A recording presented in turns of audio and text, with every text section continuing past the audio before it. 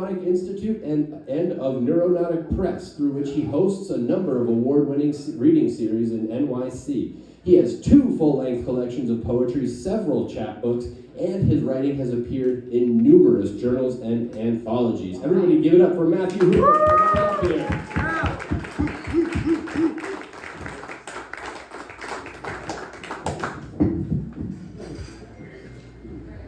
That guy sounds impressive. I hope I could live up to the hype. You can. We have faith in you. Tell him the Schroeder joke. It's a good joke. You think poets take themselves seriously? That's so funny. We live for the laugh, man. Honestly. You're not going to get any from me today. Anyway, I'm going to start with, this is called The Paradox of Artichokes. Wait, go back there. Once upon a time, long ago and far away, across 7 mountains and across 7 seas, once and twice and all the times you've heard of and not, when the world was full of wonders, when people and animal were the same and spoke the same language, back, when the world was very young, once when the world was young, when tigers smoked, just tell it right and let the listener decide what's in the heart. Yes, that's it. Let's begin. Just tell it right and let the listener decide what's in the heart. When the world was young, when tigers smoked, the artichoke was like a peony, fragrant and soft with an unprotected heart that extended to the root and never thrown away. Offered to the world freely and fearless, like youth before they discover love is dangerous. The artichoke thought her heart couldn't be stolen if given freely, that it wouldn't be harmed when she was generous, and none could be jealous if all had their fill. None will take when all is given. But the world was young, still peopled by children who had just discovered what it means to be me. And they went to her blossom, opened her bosom, and they took and took and took, even when they could not carry the weight of hearts in their arms, because when we are children, me means not you. She ran to sandy places, and they followed and took. She thickened her stem and compacted her heart, and still they took and took. Her heart grew spikes, and her petals, once pink, smelling of spring, became dun and dull and clothed in musk, and still they took. They took, tearing her petals, choking her heart, feeding on each morsel they tore with their teeth, because they all wanted all the love for themselves. There is no paradox of artichokes. The paradox is of people who don't understand that sometimes the more you take, the less you have. Yeah.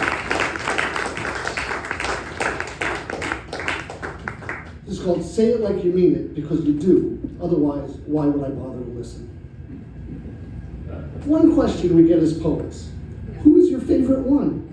There are many to love, from Auden to Merwin, from Galoro to Bishop, either way. But all I have to say, in a darkened bar, a kid walks up to the mic tomorrow. For the very first time, vulnerable and tense, but they step up to the mic anyway, because they need to music their truth into the world, and they do, and that's my favorite poet. Courage and truth unheard until tomorrow. That's my favorite poet.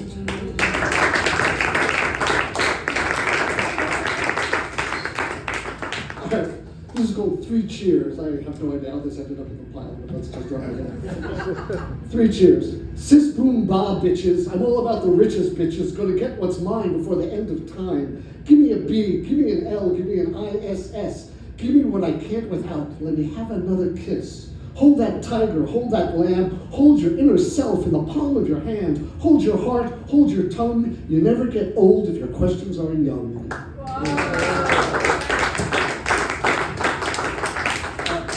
Now I have 3 really sad ones, but they're short, so this is called Buddhism Slapped Me in the Face This Morning. I thought I understood that all art is Tibetan sand paintings, that beginnings imply endings, that life is a series of uncertainties, that suffering is a clenched fist around water, and still, I thought some things were certain until you said goodbye. The struggle is real. You domesticated me, until I was no longer wild enough for your love.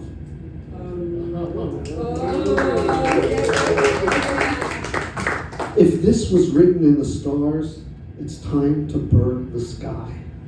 All right, enough of the sad shit. Let's move on.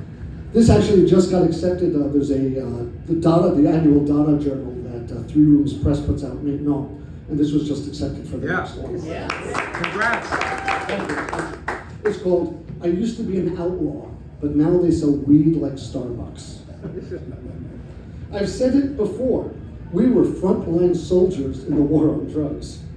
A mastodon once said to me, "Look how many casualties there are in the war on drugs." And I asked whose fault that was, because I didn't declare it war. May have been a lower body count if they declared a hot tub pool party on drugs instead. Now, New York City smells like weed on every street at every hour. But it doesn't feel like victory. They let us have the weed because there was fascism behind the curtain the motherfuckers funded with fear in a war on drugs.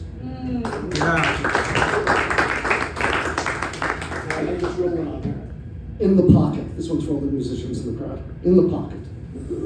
Ah, for the diddy-dee-wah of passion percussion, flint-sharp sparks from skin, a go-go, a low-rolling backbeat bolero gyration, fulcrum and paradiddle vertebrae vibratos. That's hard.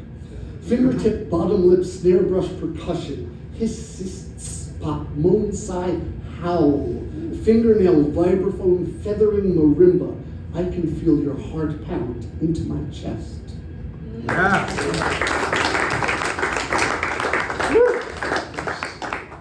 Bereft is a funny word. We define so much on absence and wonder why the world feels sad.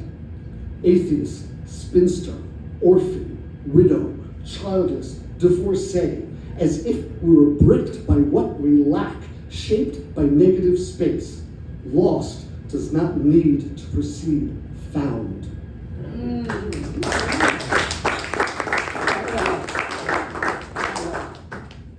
Maybe three more, something like that. It's crowded in this bed. All the devils are here. One perched on my shoulder, hissing sibilant sea shanties and Lorelei seductions.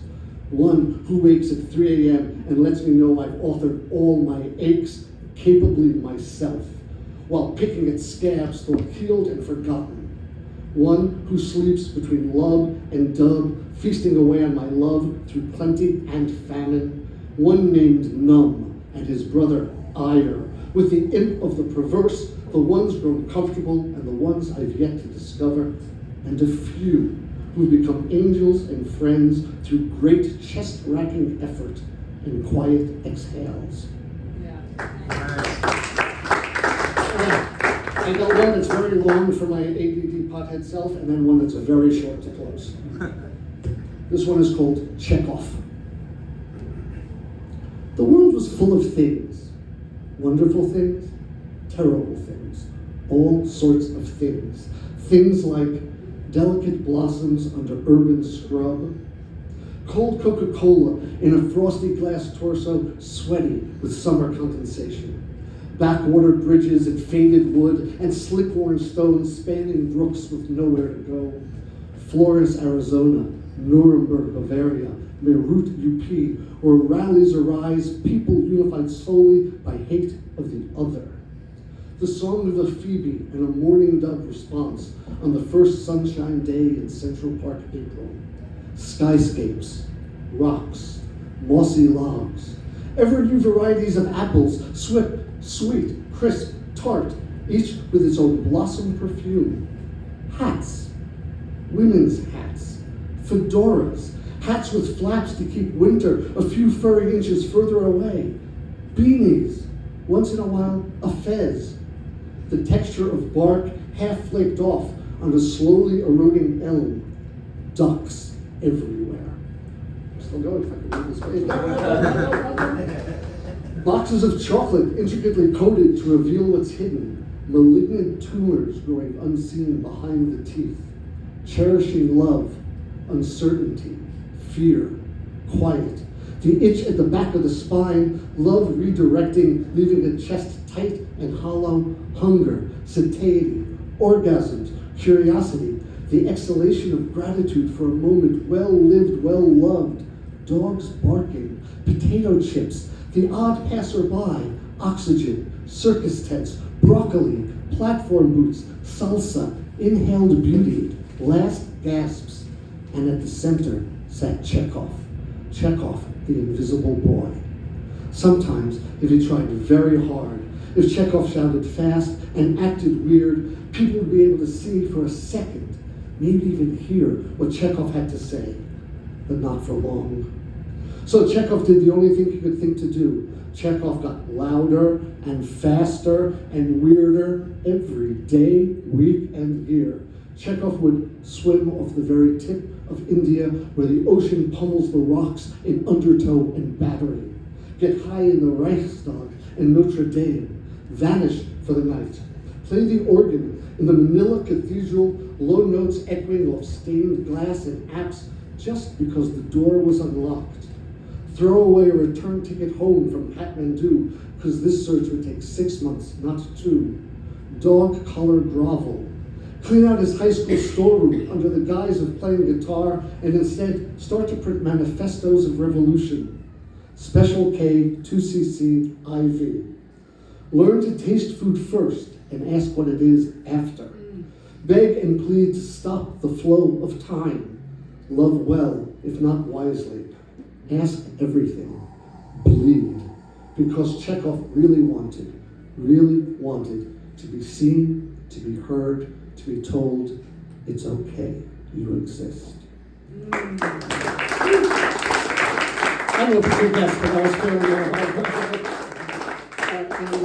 I want to thank Pete, there you are, for the invite. This is an honor. You guys are a great audience. Thank you. It's motherfuckers like you that keep me alive. I swear to God.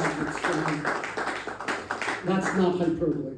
This last one is a haiku that actually came out in Great Weather for Media's last anthology, and it was the last poem in the book, and sometimes you feel a little slighted by that, you're like, motherfuckers, what the, but actually they saw it as the sort of gentle punctuation to the end of their book, and I felt so seen and so grateful for that. And anyway, so this is a haiku. I think in the book it's listed as Untitled Sky Haiku. Don't worry, sparrow. I don't envy your ability to fly. The sky begins at the ground. Thank you. Nice.